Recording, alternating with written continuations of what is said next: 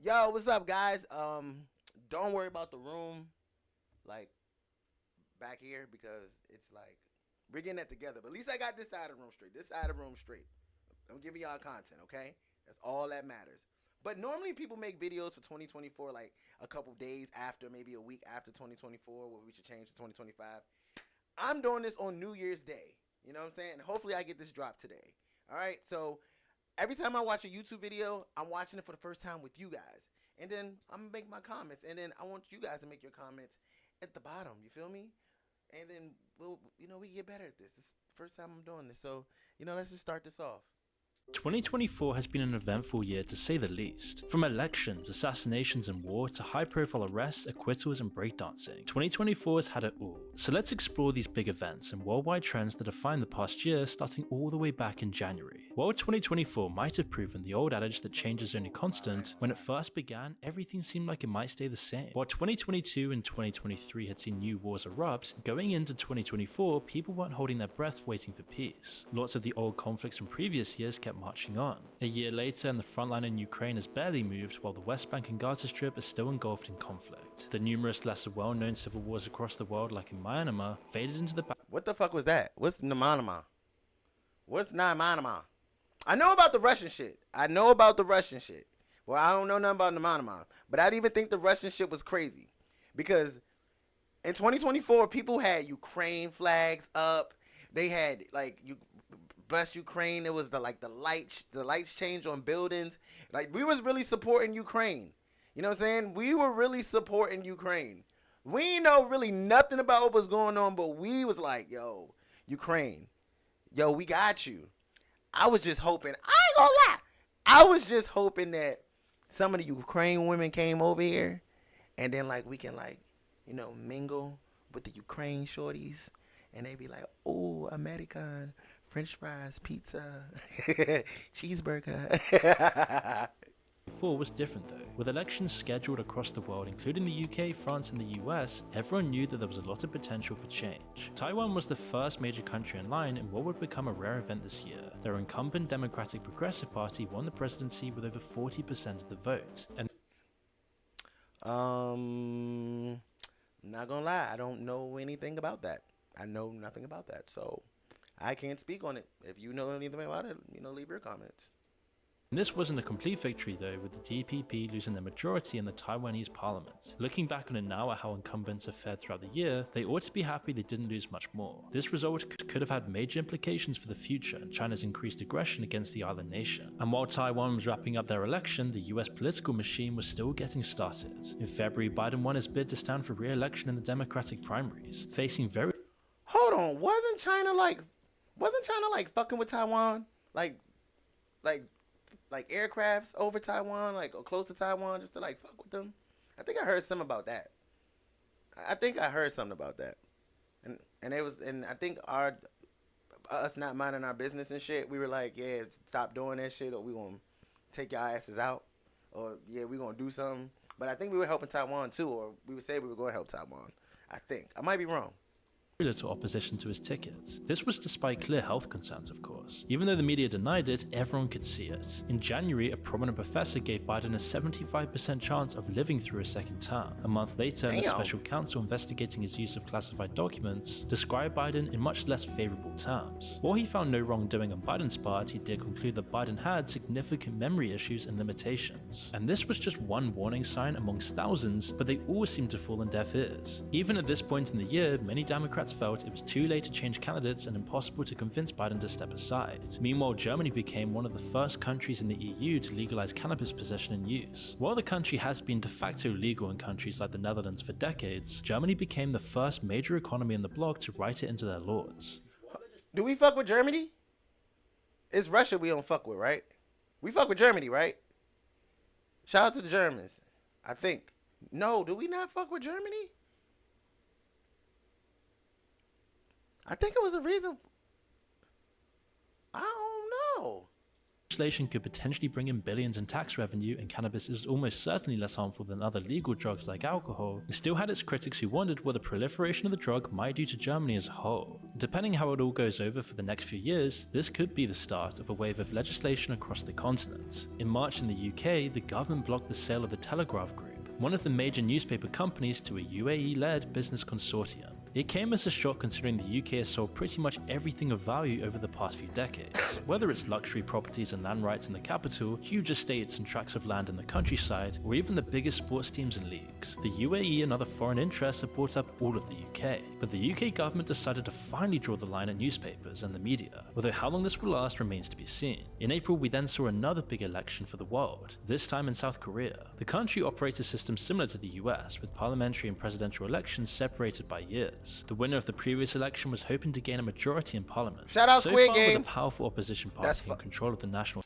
I don't know if that's fucked up or not.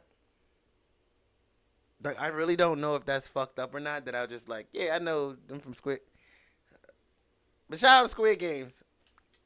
Assembly, he'd been unable to truly govern. Unfortunately for him, his party failed to achieve a majority, seemingly sealing his fate as a placeholder president. A week later, in India has also had an election with nearly 1 billion people registered to vote, and while Modi's ruling party lost some seats in parliament and the opposition to his rule got a lot more organized, he still remained in almost complete control of the country. The ongoing proxy war in the Middle East was also heating up in April as well, with Iran and Israel directly launching missiles and drone strikes at each other. While Iran's attempts rarely got through Israel's air defense. I remember seeing this shit. Like, I remember seeing this on Twitter, and they were like, what if this happened in our country? Like, what would we do? Like, and my response is like, yo, we fucked. Like, look at my background. Like, that's what that shit looks like. And I'm not making a joke. But I'm sure that's what that shit looks like after missiles. But that's the craziest shit that I've ever seen. Like, when I say 2024, niggas was going hard. Niggas was going hard. They just dropping missiles, invading countries. Like, it was ridiculous, man. Israel was able to effectively strike Iran at will. It compounded with their other victories against Hezbollah and Hamas, both organizations funded and armed by Iran, but it also led to a mass wave of hatred towards Israel. But of course, for most people, it wasn't just the election and wars that defined this year. For many in the video games industry, 2024 was just the continuation of a collapse that had started a year earlier. Plummeting sales, mediocre games, and a lack of easy investment has led to a wave of cutbacks and redundancies across the industry. In April, the company Epic Games, who have been lousy with their money ever since Fortnite took off, also announced hundreds more layoffs. They're a company that's been giving out games for free for years, trying to buy out Steam's dominant market share. So to see them laying off their staff made people realize that the games industry was far more bloated than anyone had realized. Although in an industry with such a bad record of treating its workers, in lots of ways it was all still business as usual. There were still some glimmers of hope and beauty throughout it all. One of those was the total solar eclipse seen across North America. When the next one occurs in 2044, we can only hope it darkens the skies of a world at peace. I think we seen an eclipse twice this year. Last year. I know we seen one when I worked in DC. I know for sure I seen one when I was in DC. We might have seen one. No. I seen two in my life. I seen one in Upper Marlboro, and then I seen one when I worked in DC. Yeah, we always get half-assed ones. We never get full ones, but hopefully someday that comes to us, because that's a sight to be seen. But it is crazy how when the moon does block some of the sun, it's like just dark as fuck. The scariest shit ever. It's like, I don't even know why people be like, yo, we should just go home. Like, because we don't know what to do. I always thought niggas was going to start mobbing. Like the Purge. I was in D.C., like, for fucking Christ's sake. So, woo. Then moving into May, and things got even worse for Iran when its president and foreign minister were both killed in a helicopter crash, attempting to fly over a mountain range during a massive storm doomed both the vehicle and any chances of a rescue once they went down. And this was especially damaging to the Iranian government's future, as the prime minister had been slated to replace the supreme leader once he stepped down, and now they've been forced to reshuffle and come up with some new options. But May also saw Trump getting found guilty in his hush money trial, while Democrats Trump had a crazy year. Since he been born, nigga. Since he been born. But, like, God, like, that guy's something else. He is something else. protested that this was in fact a legitimate investigation into wrongdoing, the rest of the country argued that this was just a politically motivated way for the Democrats to smear and attack the former president, completely stopping him in his tracks and ruining any chances of him becoming president. Whether or not they said it though, most people knew that nothing would happen until after the election. That would be the only real factor in whether he would see actual consequences or not. Then in June, Assange was finally freed after years and years of uncertainty and embassy squatting. The plea deal they agreed saw Assange finally allowed to leave the UK for his native Australia, in a win against the forces of censorship. But as of this video, the situation for Snowden is still very bleak. But in possibly the biggest event of the year though, an interview with a random woman went viral launching the Hawk Tuah girl. The Hawk Tuah girl. The Tuah girl. Can we leave that shit in 2024? Please. Let's leave that shit in 2024. But I can't say she got a bag. She took that one interview. Y'all blew her up. Y'all started saying the shit. She made that shit a podcast. She made that shit probably a LLC. She probably trademarked Hawk Tuah. Made that shit a business. And look, her podcast is one of the top podcasts in the U.S. You know what I'm saying? So y'all be making niggas celebrities. In 2024, for the past couple years, social media has been like, just been social media. Y'all just been making just random niggas celebrities. Random women celebrities. Random people rich for no reason. You know what I'm saying? Like, I want to do an interview with something. Let me say something stupid. And then blow me up. Blow me the fuck up. You know what I'm saying? I'm going to do the same thing she did. No. The question is, when is she don't even suck dick? When has she never sucked a dick a day in her life? You know what I'm saying? So she just said it. Y'all got her off of sucking dick, and she probably never sucked a dick. Or don't even know how to suck dick. Y'all be blowing people up. Of Hawk Tuah girl. Her subsequent career would become emblematic of a social media hype machine gone completely insane. From just one viral moment, she capitalized as much as possible, launching her own podcast like everyone else does now, and doing everything she could to stay in the public eye. And she was just the tip of the iceberg of a huge wave of people, doing everything they could to get their 5 minutes of fame. And from that fame, either doing a rug pull with a cryptocurrency, or creating yet another generic podcast. Yep. If you've ever run your own business, you'll know how much I don't care about the ad shit. Disney then saw their worst failure in a year of disappointments when The Acolyte released awful reviews and terrible viewership. For many fans, it came as a final nail in the coffin for Disney's Star Wars, and the general treatment of their franchises. While the rest of the year would see some success for Disney, it wasn't really their own doing. Pixar and Deadpool's enduring popularity prevented a complete disaster later on in the year, of course, but their habit of grinding their properties into dust did seem to finally catch up to them in 2024, and was a final wake-up call for the studios. The US election was also heating up again with their first presidential debate. With nowhere to hide, Biden's health problems and faltering speech Look at were my now man Joe sleeping on him. And all Trump had literally to do was sleeping on him. You woke him up now, he mad as shit. That's how I would look when you like, what do you want? Like, what do you want? Damn, I was dreaming about like titties or something. Damn. Let me sleep. watch as his opposition crumbled right in front of him.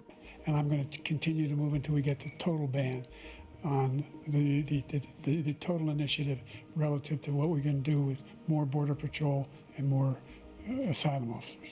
Even with such a dismal performance, it still like, took what the nearly a fuck month did for he Biden say? to actually Donald sit Trump down looked like, and what the Kamala fuck did he take over say? the tickets. By then, though, it was already far too late to make a difference on the final result. Yeah, While that shit was people's crazy. eyes were certainly on America's election cycle throughout the year, July saw That both shit was France and crazy, the too. UK reach the end of theirs. First, in the tail end of June, France went to the polls for the first time, with a second election held shortly after to finalise the results. It wasn't an election that legally had to happen. I don't know Macron nothing could have about technically waited years for the next one, but politically he had to act, and the people of France grew their hatred towards the establishment. Earlier on in the year, right-wing candidates pretty much swept the EU's parliamentary elections. Macron's long-term presidential rival Marine Le Pen gained a massive amount of power, and Macron had to shore up his position in response. In the end though, the results weren't really to anyone's No one liking. won? Yet again, France had a hung parliament, and Macron's centrist party lost even Damn, more no power one while both won? the left and the right gained support. An election that just showed how much division and hatred there is in France between both parties. And an election that was meant to solve France's political stability ended up making things even more polarized.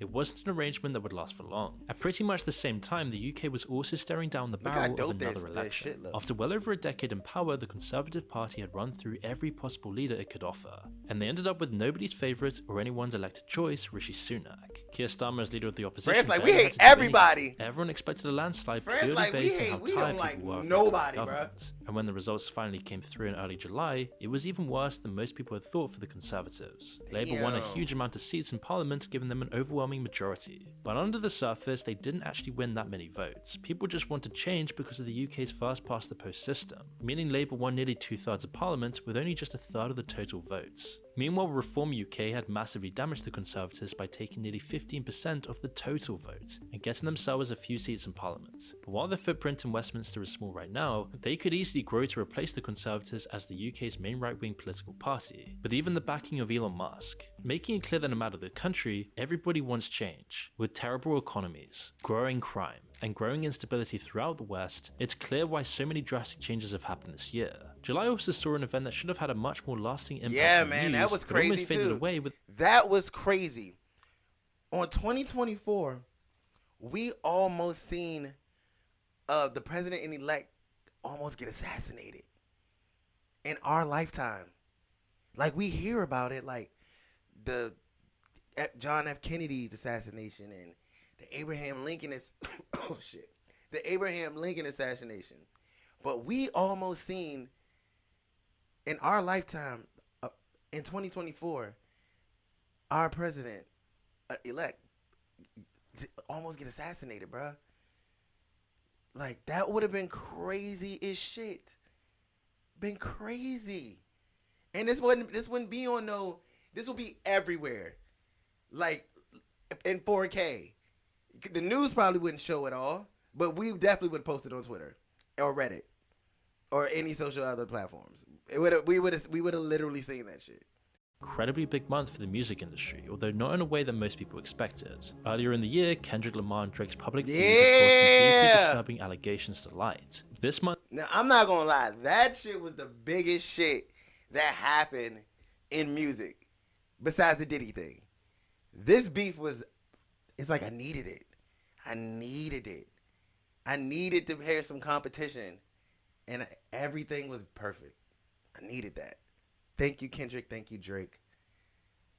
with proof though that Drake's alleged crimes were far from an isolated incident. P. Diddy had suddenly come into the news for story of his depraved parties, the freak-off parties, completely pulling the veil back on how disturbing Hollywood and the music industry really is, especially at the upper echelons of the industry. In March, police had raided the rapper's LA mansion and found a treasure trove of drugs, weapons, and reportedly over 1,000 bottles of baby oil. And suddenly all the people connected with P. Diddy, which was a huge chunk of the American elite, were now shaking in their boots. And the controversy really started when an ex-partner of the musician accused him of using his position in the industry to exploit and abuse her. She described a world of predatory parties, where women would be coerced, drugged, and forced into performing depraved acts. The case was settled out of court the very next day, but it would turn out to be only the tip of a very large iceberg. Over the next few days, more and more allegations added up, eventually leading to the rapper's arrest on the 16th, which we made an entire video on earlier in the year.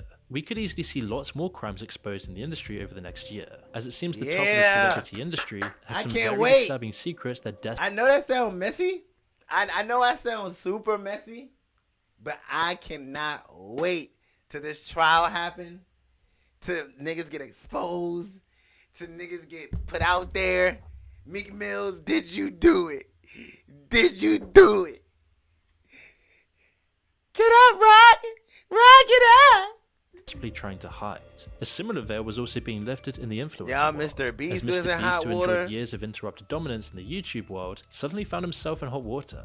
As earlier in the year, allegations were made accusing him of workplace abuses and shady behind-the-scenes practices, especially concerning the issue with one of his friends. While the whole situation is a mess and we don't really know what the truth is here, it would prove to be a turning point in Mr. Beast's reputation online, a reputation that seemed almost indestructible. Whether or not this is legitimate though, that's up to you. But it was clear that people were losing patience in his brand with the release of Lunchly. The Lunchables inspired product was seen by most as a blatant low-quality cash grab designed to dupe his young.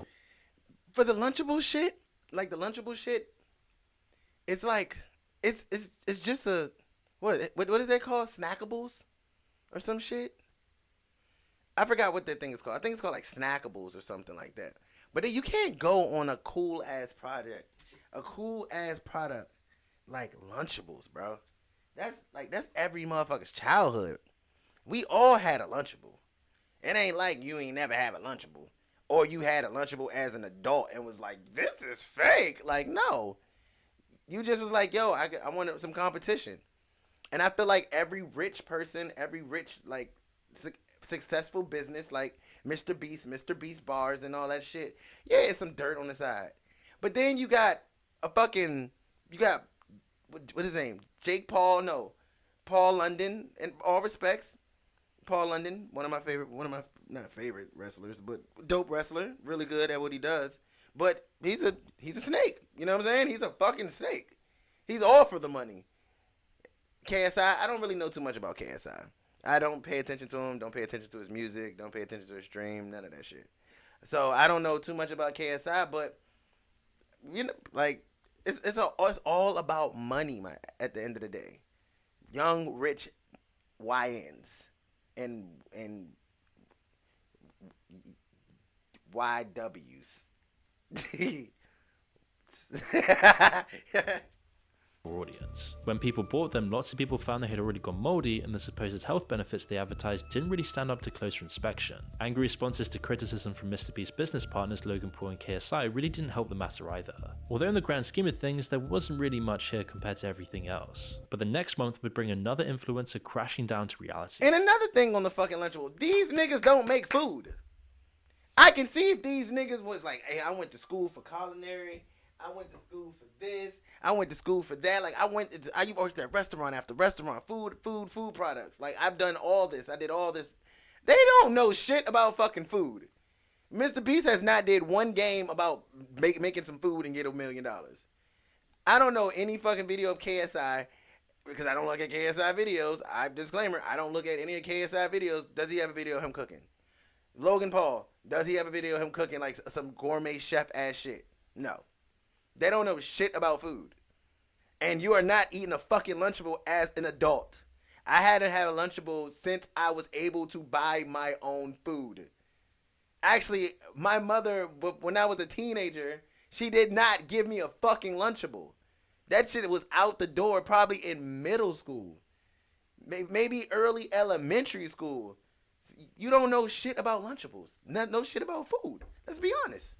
This time it was Johnny Somali whose abuser-filled tour of the world finally came to an end. His general strategy for his streaming career was to go to a foreign country, intentionally abuse and antagonize its people, and then record the often violent results. Typically, his disrespect only earned him travel bans and slaps on the wrist, but that all changed when he was arrested in South Korea on October 26th for desecrating a monument. South Korean officials would later lock in a travel ban, preventing him from leaving the country before his trial in 2025.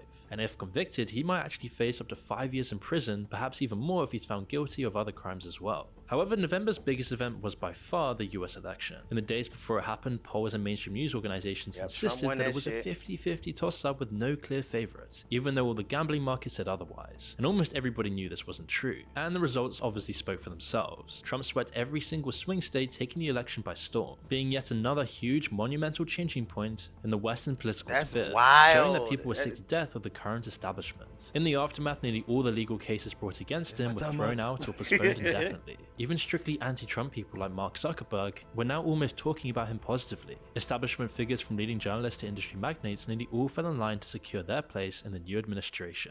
And the consequences of this are too large to know, but only the next 4 years will give us the answer. Hopefully for America though, this will go some way towards mellowing out the political division that's plagued the country for years. But for the rest of the world, there will be a lot of consequences as well. The Ukraine war, which has been raging since 2022, will most likely see an end soon, as Trump's indicated that he's dead set on bringing this to a close at the negotiating table. It's also big for Europe, as December saw France's imbalanced government finally implode and Macron's pick for PM get ousted. And it's really unclear whether Macron will be able to hang on to whatever power he has left, or if Marine Le Pen will swoop in to take advantage of the chaos. Germany's government is all but guaranteed to collapse sooner rather than later, with its snap elections expected early next year. And at the same time, Justin Trudeau has had massive amounts of pressure to step down, with almost all of Canada now hating their Prime Minister, leaving both Europe and Canada without any strong leaders as Trump comes into power, giving him a very strong position to negotiate from within the political bloc. 2024 was the year that showed us how much the world is really changing. From the political and geopolitical establishment to people's anger and frustrations. Trust in the entire financial system, our leaders, our culture is at an all-time low. Bitcoin skyrocketing above $100,000 showed this, as people are rejecting the nonsense they have to live through, which made 2024 such a pivotal year for all of us. And one massive piece of news that happened towards the end of this year really bears discussion, of course. But as we've already seen, people just mentioning this on YouTube often find themselves demonetized and censored. However, seeing the response to all of this, and the huge praise online for Luigi, really highlighted the true extent of the changing times with. I ain't gonna lie, I did think that was kind of crazy. Everybody like, hey, I'm not gonna make my comments. You won't get me. You won't get me. Living through. Shout out Moon for that. Shout out Moon for that beautiful documentary of 2024. 2025. I honestly don't know what to look forward to. I could be positive and say I want change and this and that. But I mean, I don't know what the fuck's gonna happen. The world is changing, like within my eyes. You know what I'm saying? Like I'm literally seeing the world change to positive for the negatives and negatives for the positive. That's the best way I can put it. Only thing I just hope is motherfuckers just stay safe. Stay blessed, and just hopefully I make me pop on 2025. You make me pop, I'm giving back. You know what I'm saying? Just make me pop on 2025. All right, bet. Headshot.